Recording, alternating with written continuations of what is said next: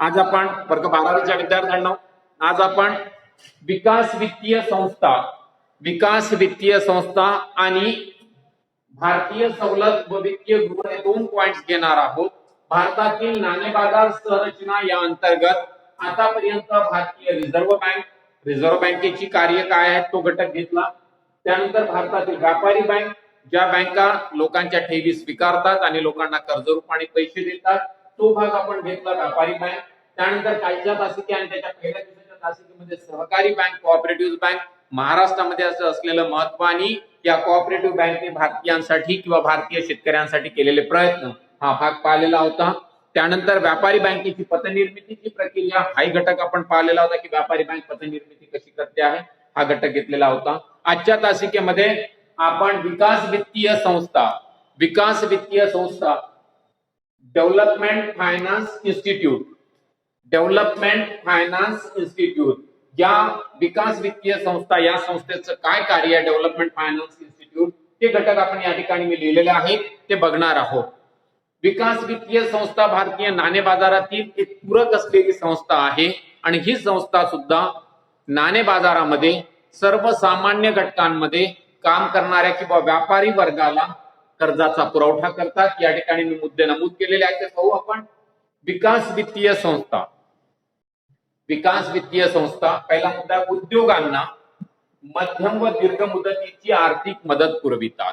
म्हणजे जे उद्योग आहेत त्या उद्योगांना, छोट्या उद्योगांना म्हणा किंवा एक मध्यम उद्योग असतील तर या उद्योगांना मध्यम व दीर्घ मुदतीची आर्थिक मदत पुरवितात। मध्यम व दीर्घ मुदतीची म्हणजे याचा अर्थ 5 वर्षापासून तर 25 वर्षापर्यंत।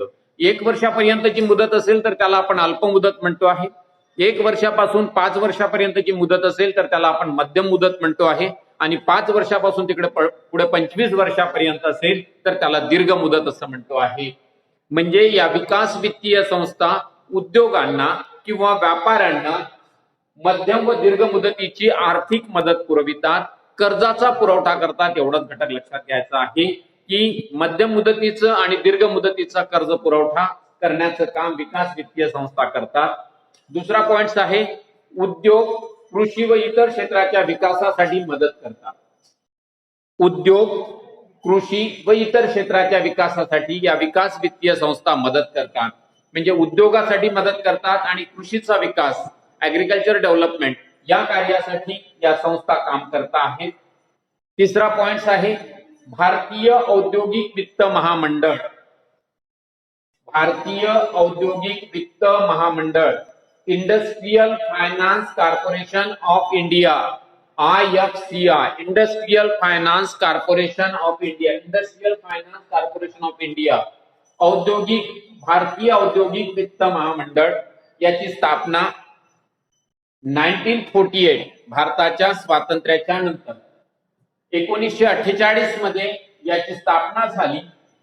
भारतीय औद्योगिक वित्त महामंडळाची, industrial finance corporation of India या वित्त महामंडळाची स्थापना भारताच्या स्वातंत्र्याच्या नंतर 1948 मध्ये झाली। ही पहिली वित्तीय विकास संस्था, लक्षात घ्यायचं। IFCI ही पहिली वित्तीय विकास संस्था आहे। विकास वित्तीय संस्थेचा जेव्हा आपण घटक बघतो आहोत या घटकाच्या अंतर्गत भारताच्या स्वातंत्र्यानंतर भारतीय औद्योगिक वित्त महामंडळ IFCI ही वित्त महामंडळ संस्था ही भारताची पहिली औद्योगिक वित्तीय विकास संस्था आहे। त्यानंतर या विकास वित्तीय संस्थेचं काय कार्य आहे तर या कार्याच्या अंतर्गत जागतिकीकरण, ग्लोबलायझेशन आणि उदारीकरण, लिबरलायझेशन या विकास वित्तीय संघ म्हणजे जागतिकीकरण आणि उदारीकरणामुळे फार मोठं क्षेत्र विस्तारलेलं आहे उद्योगाचं आणि त्यामुळे हा विकास वित्तीय संघ कॉर्पोरेट सेक्टर म्हणजे मोठमोठ्या कंपन्या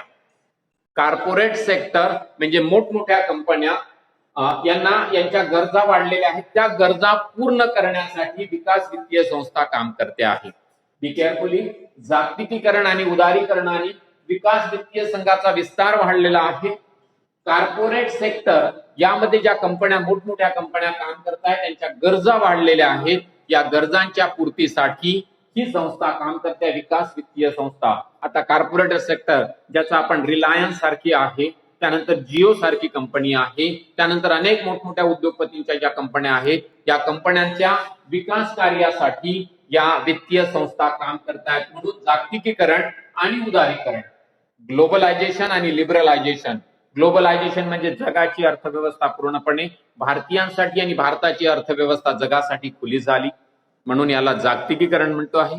आणि ग्लोबल म्हणजे संपूर्ण जग एका ठिकाणी आलं, आपल्या देशाचा माल आपल्या देशाच्या वस्तू दुसऱ्या देशात विकता येतात, दुसऱ्या देशाच्या वस्तू आपल्या देशात आणून विकता येतात आणि त्यामुळे त्या जागतिकीकरणाने सारं जग जवळ आलेलं आहे. मग अशा वेळेस लोकांच्या म्हणण्यापेक्षा उद्योगांच्या गरजा वाढल्यात, उद्योगांना मोठ्या प्रमाणात कर्जाची आवश्यकता भासू लागली. मग या कर्जाचा पुरवठा करण्यासाठी या वित्तीय संघ, कॉर्पोरेट सेक्टर यांच्या वाढलेल्या गरजा पूर्ण करण्यासाठी विकास वित्तीय संस्था कार्य करतात. म्हणून आपण हा घटक पाहिलेला आहे, विकास वित्तीय संस्था. या इन शॉर्ट मध्ये आपल्याला एखादी टीप असू शकते आहे, डीएफआय डेव्हलपमेंट फायनान्स इन्स्टिट्यूट. हा जो घटक आहे हा आपल्याला एखाद्या वेळेस टिपांमध्ये असू शकतो आहे आणि म्हणून आपण या ठिकाणी हा पहिला पार्ट पाहिलेला आहे की या संस्था कुठलं काम करतायत. त्या भागात आपण बघितलेला आहे उद्योगांना मध्यम व दीर्घ मुदतीचा कर्ज पुरवठा, उद्योग व कृषी क्षेत्राच्या विकासासाठी मदत करता आहेत.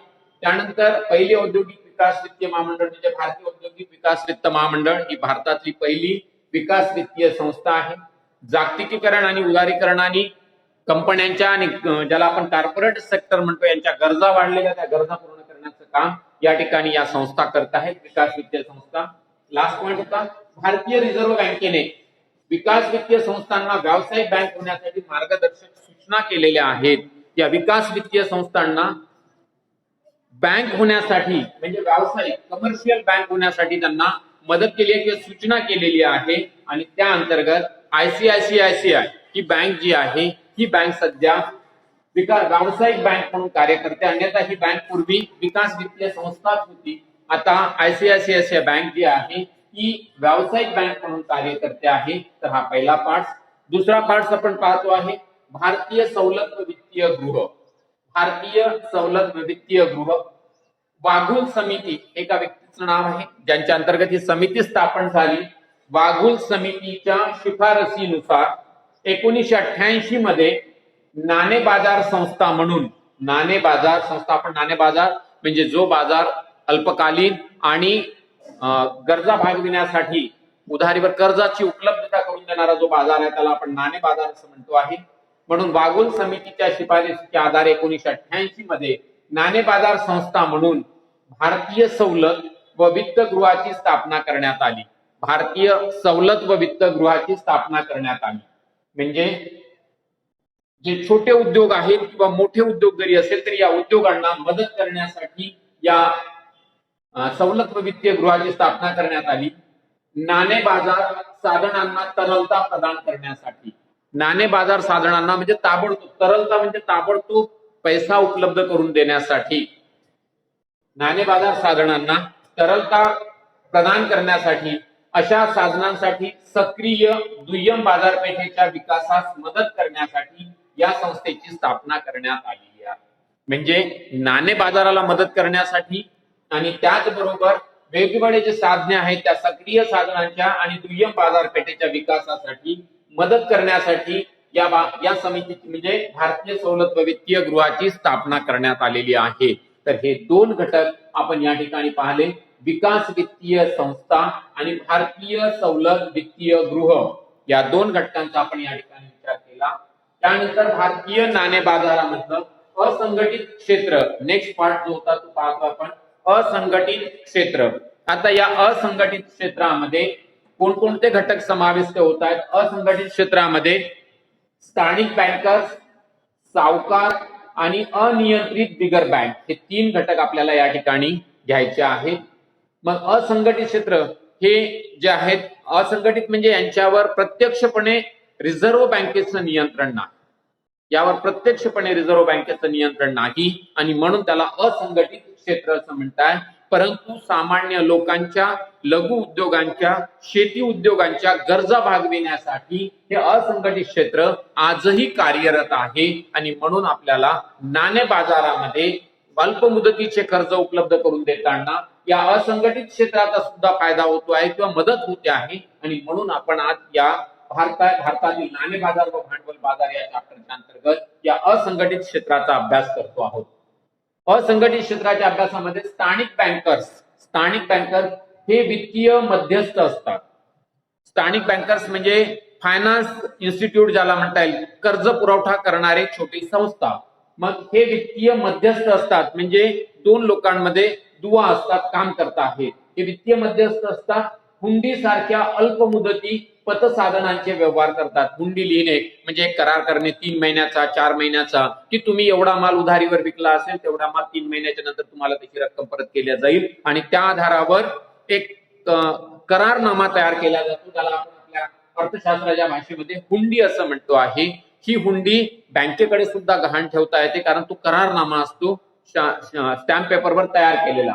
आणि म्हणून हे स्थानिक बँकर्स हे वित्तीय मध्यस्थ असतात. हुंडी सारख्या अल्प मुदती व पतसाधनांचे व्यवहार करतात. बँक सुविधा नसलेल्या भागासाठी कुठे काम करतायत बघा, बँक सुविधा नसलेल्या भागासाठी हा गट निधीचा स्रोत असतो. म्हणजे ज्या ठिकाणी बँकेची सुविधा उपलब्ध नाही आहे त्या ठिकाणी हा गट स्थानिक बँकर्स जे असतात, लोकल ज्या सोसायटीज असतात किंवा लोकल जे व्यक्ती असतात, फायनान्स इन्स्टिट्यूट असतात, ते या ठिकाणी मदत करतात. जिथे बँक सुविधा नाही आहे त्या ठिकाणी हा गट निधीचा स्रोत म्हणून कार्य करतो. मग ते कुणाला प्रत्यक्ष पैसा पुरवतात, तर ते कर्ज पुरवतात प्रत्यक्ष शेती व्यवसायाला, व्यापाऱ्याला, छोट्या व्यापाऱ्यांना आणि छोट्या उद्योगांना कर्ज पुरवठा करतात. या फायनान्स इन्स्टिट्यूट असतात, या छोट्या उद्योगांना, छोट्या व्यापाऱ्याला आणि कृषी क्षेत्रासाठी कर्ज पुरवठा करता आहेत. त्याला स्थानिक बँकर्स असं म्हणता आहेत. फायनान्स इन्स्टिट्यूट लोकल लेवलवर, जर नागपूर शहर असेल तर नागपूर, एखादा तालुक्याचं गाव असेल तर त्या तालुक्याच्या गावाच्या ठिकाणी असेल, एखादी फायनान्स इन्स्टिट्यूट पैसा पुरवण्याचं काम करत असेल तर त्याला स्थानिक बँकर्स असं म्हणतात. दुसरा घटक आहे असंघटित क्षेत्रामध्ये सर्वसामान्य माणसांना माहित असणारा जो घटक आहे तो आहे सावकार.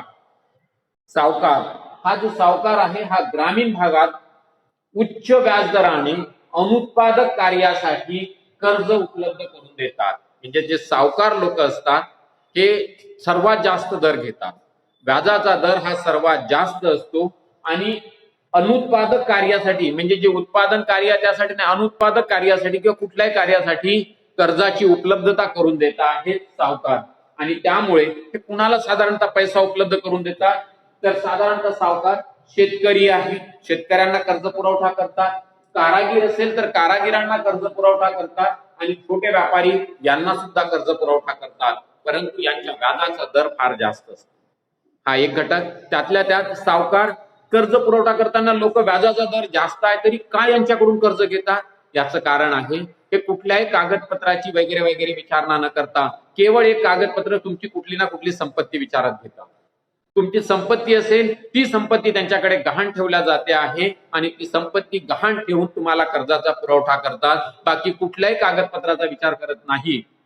आणि त्यामुळे शेतकरी असेल, लहान कारागीर असतील म्हणा किंवा अन्य छोटे व्यापारी असेल, त्यांना असं वाटतं आहे की कमी वेळात कर्जाचा पुरवठा उपलब्ध होत आहे, आपण त्यांना आपल्याला पैसे आले की आपण ताबडतोब वापस करून देऊ. आणि त्यामुळे ते आपली शेती गहाण करून, आपला कारखाना गहाण करून, आपली जमीन गहाण करून किंवा अन्य कुठल्या गोष्टी गहाण ठेवून त्यांच्याकडून ताबडतोब कर्जाची आपल्याकडे प्राप्ती करून घेतात.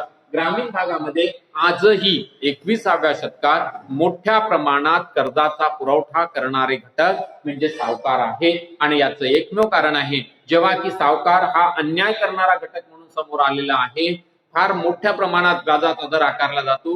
बँकिंग सिस्टम मध्ये व्याजाचा दर हा वर्षाचा असतो, दर साल दर शेकडा.